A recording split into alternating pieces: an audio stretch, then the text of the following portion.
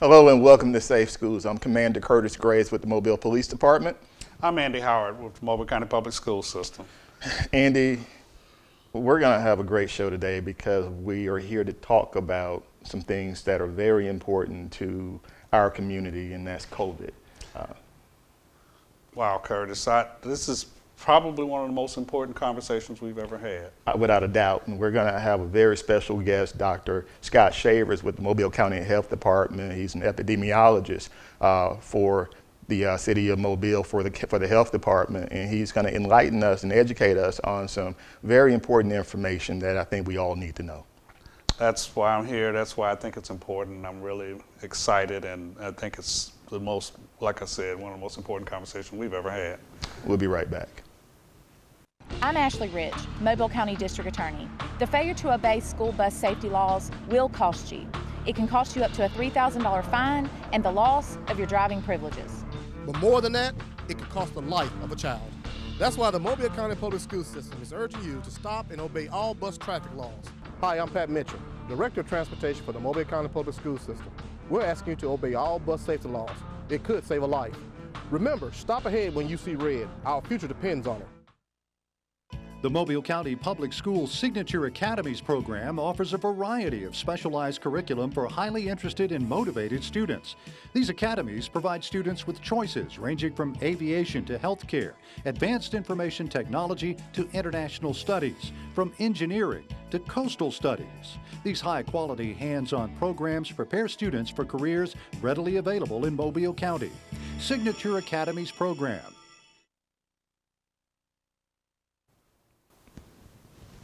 And we're back. I want to go right into this subject, and I want to introduce our guest, Dr. Scott Shavers. Dr. Shavers, welcome to the Safe Schools program, sir. Thank you very much. It really is a pleasure and an honor to be invited to speak with y'all today. I'm just really excited about the opportunity to talk about COVID-19 and the vaccinations that are now available around this very, very severe disease. You know, there's so much information to learn about what we're dealing with. And, you know, ironically enough, safe schools, this is such an important topic when we talk about safe schools. Trying to get our kids back into public school settings or any type of setting is critical, but this information is even more critical in making sure that we understand the importance of getting vaccinated. So let's dive right into it and talk about some of those things. Let's talk about COVID in and of itself and the vaccines that are out there. How many vaccines are currently out there? Right. So currently there are two vaccines that have been approved under the Emergency Use Authorization Act at FDA. One is made by Moderna and the other one is made by Pfizer. Both of these vaccines have the same mechanism, meaning they work the same way against the virus that causes COVID-19. And it's based on using messenger RNA technology to produce a protein that stimulates our immune system so that if we ever do see the wild type virus, then our immune system is primed and ready to go against it. I got to pause you for a second. You say it is RNA? It's messenger RNA. What is that? So messenger RNA actually is a component of our biology. And what messenger RNA does is it takes information from our DNA, which is in the nucleus of your cell, and it takes it out into the cytoplasm, and that makes the proteins that form our bodies.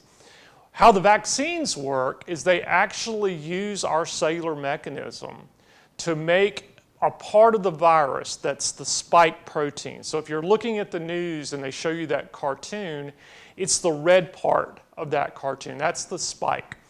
And what the vaccines will do is it will cause our cells to actually make that protein and show it to our immune system for our immune system to ramp up for it.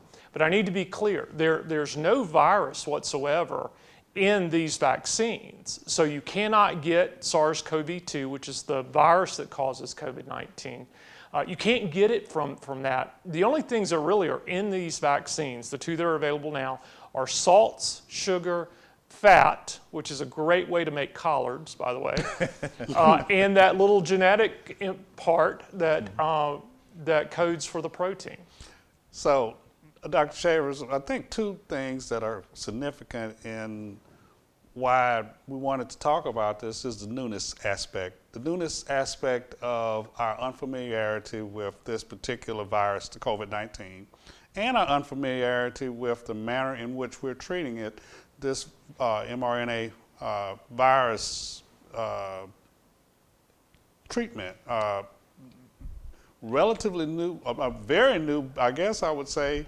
Most people just hadn't really heard of either of those things until recently. Right, nor have they heard of epidemiologists recently, so that's one of the, Well, anyway. you got to be famous for So actually, it's a bit of a misconception that the technology behind these vaccines are brand new. Moderna actually started developing this technology decades ago, so it's been around for quite a while. What's interesting in this day and time is our technology, scientific technology is at a point where when the original SARS strain was identified in China, we rapidly decoded that in terms of its genetic information and was able to take this pre-existing technology from Moderna and now Pfizer and insert that genetic code there. So it seems like it happened fast because you think, well, March 2020, that's when everything started, and then everything went through FDA approval quickly. And it did in terms of the approval, and we'll talk about that in just a minute. But the technology that's involved with it is not brand new. And I'm so happy that you bring that up because that's one of the biggest concerns. It's because in layman's terms, people just feel like, how do we feel comfortable? How do we get comfortable around taking a vaccine that was recently produced? And you just said it, and I'm going to make it simpler by saying that I told someone recently, imagine having an old GM Camaro, okay, and you need to replace the engine. The platform's already there. You don't have to recreate the vehicle. The only thing you have to do is actually place the engine into the chassis. Would that be a good metaphor for this? That's a great analogy. That is a great analogy. So we had the vehicle, but the actual driver that we needed to ramp up our immune system, that was new. But when the Wuhan strain, Wuhan, China, that strain was identified, that strain was sent all over the world to quickly be decoded. And if we were not here in this day and time with that technology, we would not have these vaccines. I also want to just address quickly about the speed at which the vaccines move through the clinical trials, because people have a misconception that steps were skipped. Okay. That is not the case. So under normal conditions, when I was working for Johnson & Johnson Pharmaceuticals and we were making the Ebola vaccine, for instance, when we would submit to FDA for approval, we might submit and then have to go away for a year and come back for them to make that decision. The way that the government structured this emergency authorization is all the vaccine paperwork and the red tape essentially went to the front of the line. So that cut off years and years and years of development that you would normally see in a vaccine production. What should someone expect upon taking the vaccine? What side effects should they expect? Right, and believe it or not, we want to see some side effects. So what typically will happen is your arm will be sore, and that's a good thing. You might feel fatigued. You might run a low-grade fever. You might have some what would be considered normally like low-grade cold or flu symptoms. And that's called reactogenicity. That means that your immune system is reacting to that challenge that it just saw. And that is so important because that tells us your immune system is working. Now, these new vaccines are very, very clean. That's one of the reasons we have to keep them so cold. But the side effect profiles around them are minimal. I think the last thing from CDC that I read is there's like just over 2 reactions that in every 1,000,000 doses that are given. So we would expect almost 0 severe reactions here in Mobile County. That's hugely important, Dr. Shaver, is that we don't necessarily fully have appreciated first the length of time that it took you scientists, let's say it that way, you scientists, the wherewithal to take advantage of technology and use it in this way. You know, I was listening to what you were saying about the reaction. Curt's a big workout guy, and it's just the no pain without gain kind of thing. If you're not feeling it, it's not working. Well, some people, I don't want to give the misconception that everybody's going to see that. Not everybody has that reaction. I think just about everybody's arm hurts a little bit. Okay. And the thing there is part of it is the fluid that's going in, but we're talking about a small amount of fluid. Part of what you're feeling when your arm hurts are your muscles pushing those spike proteins out. Okay. So for your immune system. And so that, again, very important that we know that that's happening, because that tells us the vaccines are working. Dr. Shavers, we're going to take a quick commercial break, but we're going to get right back into this because this is such great information. We'll be right back. Very good.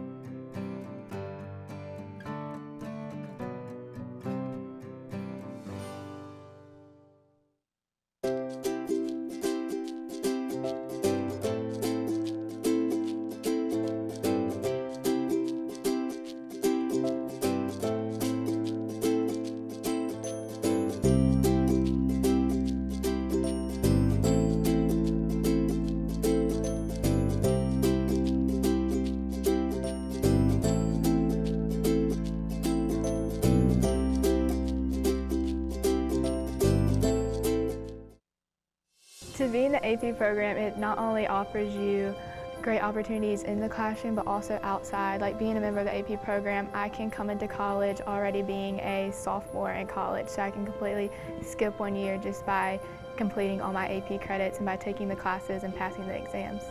I would recommend other students to take AP classes because being a member of the program offers so many benefits and helps you decide what you want to do in the future and where you want to go with your life.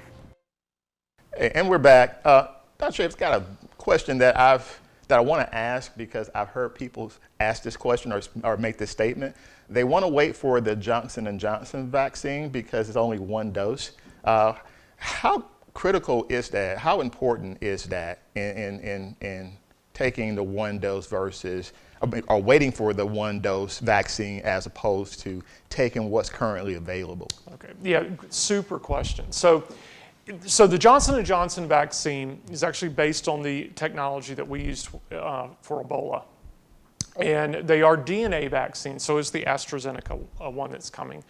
So single dose has its advantages in that you don't have to come back 21 or 28 days later for that second or booster vaccine. If we look at how well the vaccines work, meaning in terms of preventing infection or preventing severe disease, the two that are currently available based on messenger RNA technology actually have better ability in terms of preventing infection and preventing disease than the Johnson & Johnson one does. So if you look at it, Johnson & Johnson's vaccine gives you better protection than if you were exposed to the wild type SARS-CoV-2 virus, where if you only get a single dose of Moderna's or Pfizer's, it's about the same as natural infection. So to get the best coverage is to get the 2 doses from Moderna or for Pfizer. The big advantage of J&J not only being a single vaccination, but it also has a better cold chain. And what we mean by that is it's easier to transport because you don't have to keep it at lower temperatures than a standard refrigerator.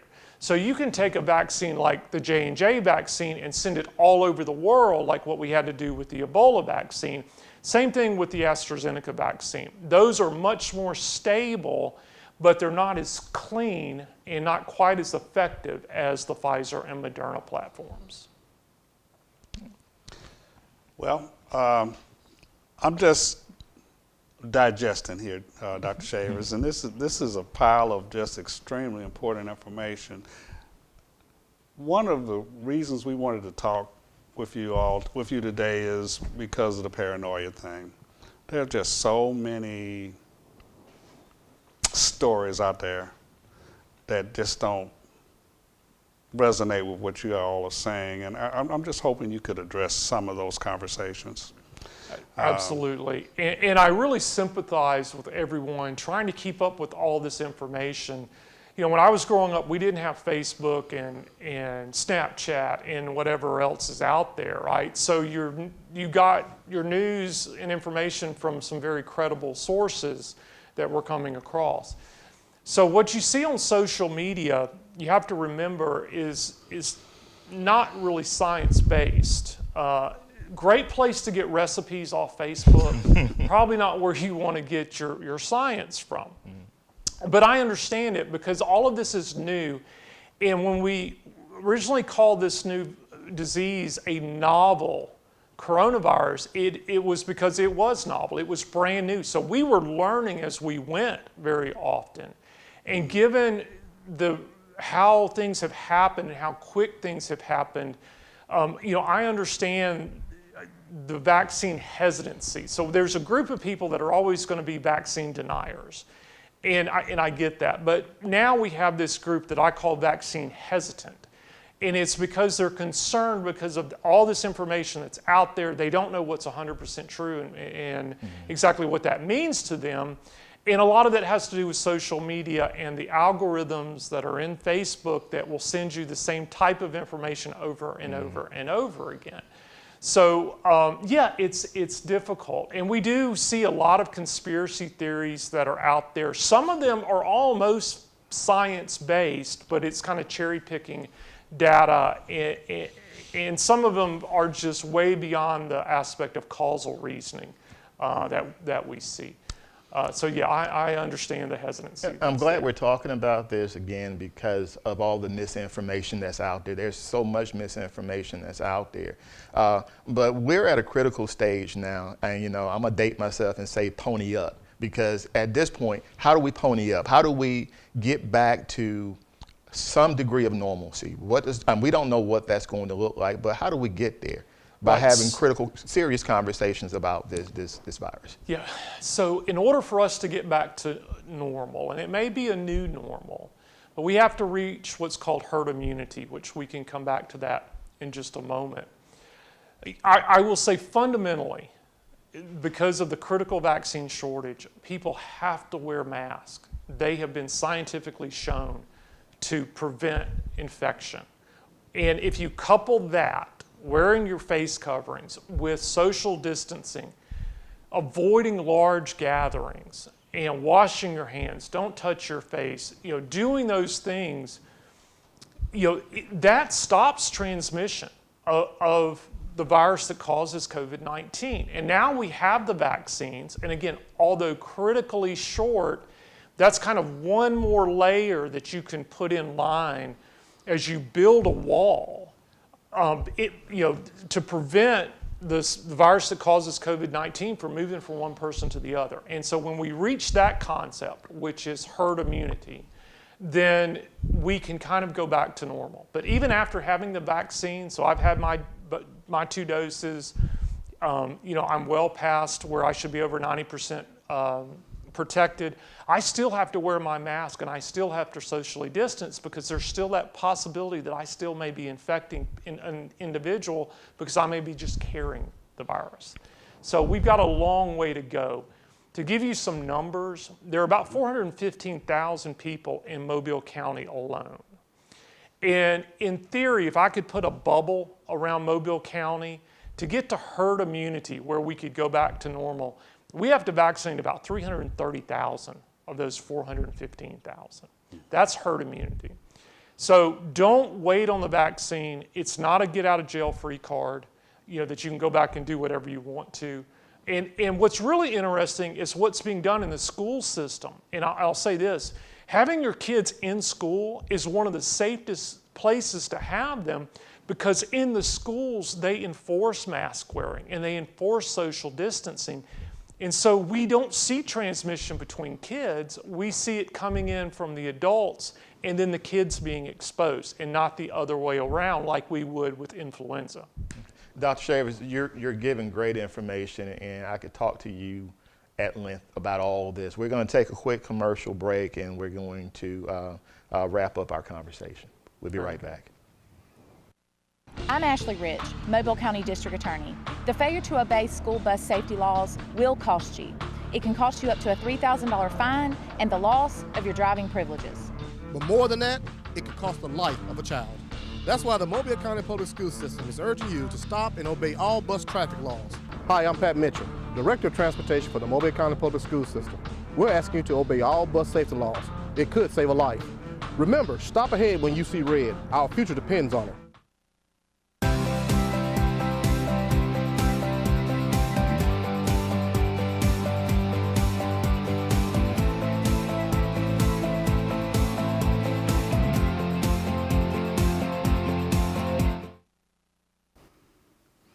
And we're back. Dr. Shavers, I want to ask a series of questions and try to get some quick responses for our audience. First question is, if I've had COVID, do I need the vaccine? Yes, you do. Wild-type infection doesn't give you the level of protection that you will get from the vaccines. Dr. Shavers, people who should not take the vaccine. People that have had another vaccination in the last 14 days should defer. If you're currently infected with COVID-19, please stay home until your isolation's up. Or if you're being monitored for COVID-19 infection, you should not receive it. Or if you've had monoclonal antibodies in the last 90 days against COVID-19, you should not be vaccinated. If you've got more complex questions about your health, then please consult with your healthcare provider. But most of the time, the conditions are yes, get vaccinated, because those conditions actually make it more important for you to be vaccinated. Next question for you. If I have conditions like heart disease, diabetes, obesity, or other health issues, should I take the vaccine? Absolutely. That is one of the groups that absolutely need to be infected, because it's those comorbidities, when you couple it with this new virus, that lead to death or hospitalization. How is it determined who gets the vaccine, Dr. Shavers? Very early on, we found out, we projected that there would be limited vaccine supply. And so all of these phases that you hear, 1A, 1B, et cetera, are based on ethical distribution of a vaccine. It's based on who's most likely to be infected and who is most likely to have poor outcomes if they are infected. My next question would be more or less of, in the coming weeks, where are some of the places someone can go to get vaccinated? So currently in Mobile County, as we speak today, there are 14 locations that are distributing either the Pfizer vaccine or the Moderna vaccine. Most of your hospitals are doing Pfizer. Outside of that, it's mostly Moderna, because Moderna is easier to handle. You can find that out on Alabama Department of Public Health's website, and there's a little tab at the bottom that says vaccine providers. Some of them are first come, first serve, like what we are, and we'll go out in the communities and do them, or we'll do them at the cruise terminal, like USA and City of Mobile is doing at the Civic Center. But that's the ADPH website for places that are points of distribution is a great resource. How will the general public be notified when they can receive a vaccine? Right, so general public, let me just give you a sense of timelines. So we are probably looking into May or June at the earliest before the general public, this is what they call phase 2, are eligible for vaccination. And that's going to be contingent on these vaccines from AstraZeneca and from Johnson & Johnson being made available for distribution. For a couple that's thinking about starting a family, can the woman actually take the vaccine? Yes, Okay. pregnant women were not included originally in the clinical trials. You don't do that in clinical trials typically, but they did become pregnant, and we saw really no adverse events for the mom to be or for the babies. But if it's a complicated pregnancy, and those happen, then you should talk to your obstetrician and gynecologist. You know, there was some conversation about immune response after a person has had COVID. What's the answer to that conversation? Well, so when we talk about immunity, we're talking about protection against infection of the wild type or severe outcomes. So for Moderna and Pfizer, you're about 50% protected after your first dose, and then you get 90% protection after the second dose. An interesting study that just came out from Israel shows that infectivity rates are below 1% among those that have completed the series. So it appears like these vaccines are doing what they're supposed to do. You kind of answered the next question, but you may want to expound on it a little bit more. Can a person, after receiving the vaccine, actually find themselves exposed to COVID? Oh, definitely. So absolutely, after your complete your series, you're definitely going to be exposed. And there's some geographic areas where exposure is higher than others. But you're also still potentially at risk for being infected. And so it appears to be less than 1% at this point. But things can happen with the vaccine. So one, your immune system may not be ready for the vaccine. That will prevent you from being protected. It could be something with the vaccine itself, like the cold chain wasn't actually kept in place. So that's why, one, we continue to wear our mask and socially distance and all that. But two, trying to get as many people vaccinated and hit that concept of herd immunity is so important. You know, as we wrap up, if I want more information, if I want to know more about the effects of being vaccinated and all the vaccines that are out, where do I go? Who do I actually reach out to? Who do I call? Your most reputable sources are cdc.gov, adph.org, so that's our state. Then we have websites that is mchdcares.com or mchd.org. You can find out what your eligibility is currently based on the websites. We give you information about upcoming clinics, so on and so forth. And then we link out to some of these questions around conspiracy theories and some of the other questions, even some of the ones that are really technical. And if you call us at 410-MCHD, you can get that information. But if you've got some really specific questions, you can reach out to our public information officer, and he'll send those to me. We want to thank you, Dr. Shavers. This is probably one of the most important conversations we've ever had on this show, and you're a hero, and we appreciate you. Well, a lot of us holding hands together with this to get through this. So thank you all very much for inviting me, and just really appreciate what y'all do in Mobile County public school system. This has been Safe Schools.